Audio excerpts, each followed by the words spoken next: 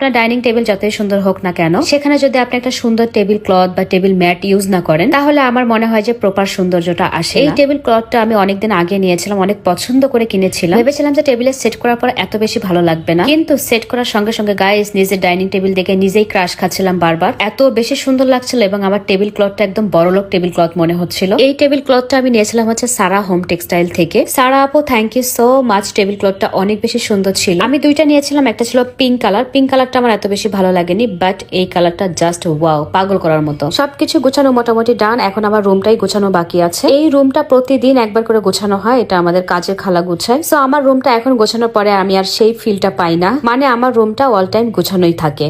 আমার রুমের ফার্নিচার গুলো যেহেতু হোয়াইট, আমি সবসময় হালকা কালার বেডশিট ইউজ করি। আর কালারফুল যে বেডশিট গুলো দেখেন, এগুলো বেসিক্যালি যারা স্পন্সর করে তাদের কাজের জন্য ভিতর তৈরি করা হয়। আজকে একদম একটা লাল টুকটুকে বেডশিট পেরে ফেলছি গাইস, যাতে বিছানা আমাকে দেখার সঙ্গে সঙ্গে একটা হাসি মারে। যেহেতু পুরো বাড়ি গোছানো হয়ে গেছে, এখন অনেক বেশি রিল্যাক্স লাগছে। কাল থেকে যখনই সময় পাবো, এখন শুধু বাজার করব। যদিও আত্মীয়